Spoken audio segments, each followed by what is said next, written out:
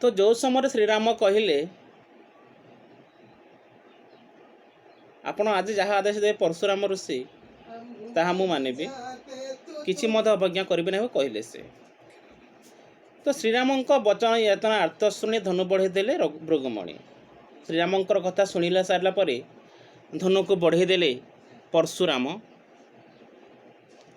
कहले तुमको जो धनु देछि रामचंद्र एही धनु को गुण देकी एक कोदंड रे गुण दे पारिले मु जानिबी जे प्रकृति शक्तिमान बलवान।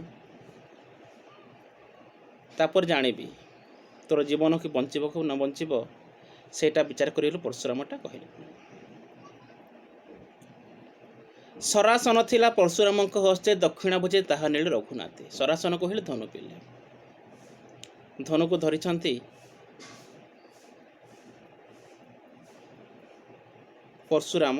रामचंद्र हस्त बढ़ेदेले ताकू से दक्षिण हस्त ग्रहण कले। रघुनाथ कहले श्री रामचंद्र।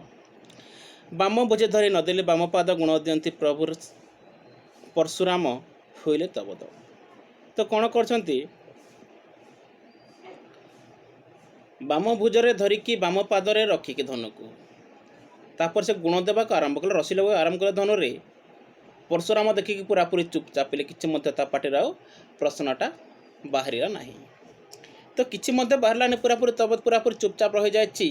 सीता चाहिए सुखासन बसी पुणी तो शपथिणी होइला मत आसे। तो से समय कौन होची सीता बसी थिले पूरापूरी चुपचाप भाव रथ उपरे। सीता मन दुख कले। जना पड़ेला मो भाग्य रे सौतीर्णर जोग अच्छी। सीता भाविचंते मनरे जे मो भाग्य रे सौतीर्णर जोग अच्छी। मोहर प्रियर धनु समर्पिला कोदंड आमंजले मते विवाह कलाई। जेबे तो ऋषि देव सरासन चाप आमी जले देव कन्यादान मासे पक्षे न होइल मते सुस्थ पुणित शपथिणी बिहिला विधाता। श्रीराम सत्य कले अग्नि छुई निश्चय शपथिणी मते न करबा पई। जेबे तो धनु राम धरंती आगसुर असत्य पुरुषों एमंत व्यवहार एमंत कथा सीता मन विचारिला बिहि जाली अच्छी ताहा बहिला। तो सीता बयस पिले पूरापूरी चुपचाप सुखासन रे एवं भाविले मो भाग्य रे सौतीर्णर संजोग अच्छी। आर एमती गोटे धनु मो बापा देथिले प्रियर अर्थ पिले बापा पिले। एमती गोटे धनु मो बापा मध्य देथिले रामचंद्र को।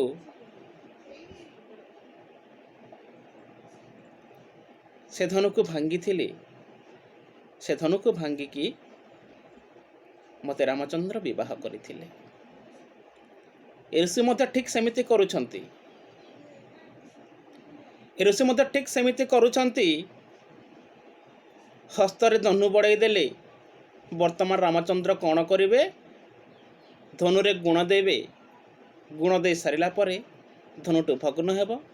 भग्न हेले ऋषिंकर राजकन्या आसीब एवं रामचंद्र को वर्णमाला अर्पण करिब। ताहा भाविले सीता मो बाहा होइकी मासे पक्षे नहिल मते सुस्थ पुणी शपथिणी होइला विधात। मो विवाह होइकी ए गोटे मास भी होइने मात्र किछि दिन होइछि। मो भाग्य रे भगवान कौन ए सौतीर्ण संजोग लिखिदेले। श्रीराम सत्य करथिले अग्नि को छुईकी निश्चय शपथिणी मते न करिया पई। श्रीराम सत्य करथिले मु सीता छड़ा जीवन रे अन्य काहाकु बाहा हेबी नाही। मु सीता छड़ा अन्य काहाकु विवाह करिबी नाही। सीता केवल मोर गोटे बोले स्त्री हिथिया बोल करी रामचंद्र अग्नि को छुई शपथ करथिले। रामचंद्र तो आगे आगे धनु हाथ धरी देइछंती। जेतेबेले ऋषि मुनि कहले धनु धरिया पई से मना करथिले होइतांता किंतु मना करिले नाही। रामचंद्र धनु को हस्तरे धरिचंती। प्रकृति रामचंद्र असत्य पुरुष। असत्य पुरुष माने एपर व्यवहार करथांती। कथा देखी कथा रखती नहीं। स्त्री मान को ठकी दियंती। ठीक सेमिति रामचंद्र मध्य आज ठकी देवा मते बसछंती। आज एमिति सीता बसिके मनरे कथा विचार करुछि एवं भाबुछि अरे भाग्य रे जहा मोर अछि ଭଗବାନ ମୋ କପାଳରେ ଯାହା ଲେଖିଦେଇଛନ୍ତି ତାହା ତ ନିଶ୍ଚୟ ହେବ।